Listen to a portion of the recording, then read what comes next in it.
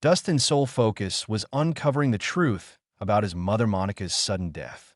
Despite being buried just 2 days earlier, something about her passing didn't sit right with him. Overwhelmed by grief and suspicion, he stormed into the funeral home late at night with a shovel in hand, determined to exhume her grave. He convinced Thomas, the elderly cemetery guard, to show him where his mother was buried. Although Thomas was reluctant and warned Dustin about the legal consequences of digging without authorization, Dustin persisted, driven by unresolved questions and deep sorrow. As Dustin dug into the grave, he was overwhelmed with emotions.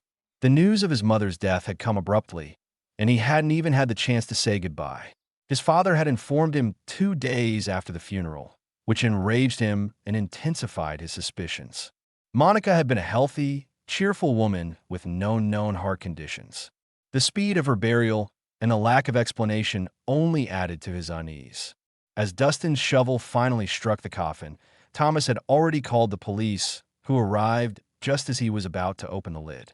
The officers stopped Dustin and handcuffed him, while Thomas watched on, torn between duty and sympathy. When the police asked why he had desecrated his mother's grave, Dustin, overwhelmed with emotion, confessed his doubts. He couldn't accept the explanation of a heart attack, as it didn't align with her character or health. He begged the officers to let him see his mother's face one last time. After some hesitation, and seeing how far he had already gone, the police allowed it. Dustin opened the coffin and was devastated by the sight of his mother, still and pale, yet peaceful. He took her hand and, to his shock, felt a response. Monica suddenly opened her eyes and gasped for air.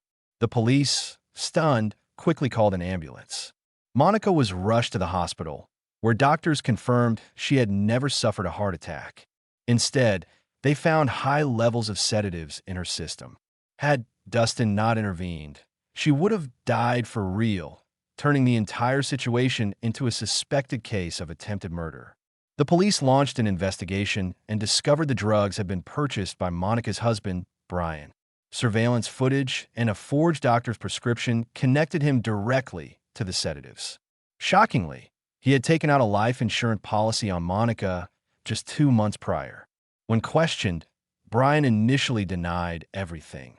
But upon learning Monica was alive and the evidence stacked against him, he confessed. Driven by a desperate need to support his pregnant mistress, he planned to kill Monica and collect the insurance money. Dustin was shattered by his father's betrayal. Listening to Brian's confession was unbearable. The man he once trusted had tried to murder his mother for money and love. Brian was arrested and jailed, and days later, his mistress was also apprehended while trying to flee the country. She, too, faced prison time for her role in the plot. The nightmare began to resolve, but the emotional scars ran deep for both Dustin and Monica. Eventually, Monica recovered and was discharged from the hospital. She was immensely proud of her son for following his instincts and fighting for the truth, despite the risks. Together, they returned home and began piecing their lives back together. The ordeal had brought them closer and revealed the dark secrets hidden beneath a seemingly normal life. Their story is a haunting reminder of how love, betrayal, and greed can twist reality, but also how determination can bring justice and healing.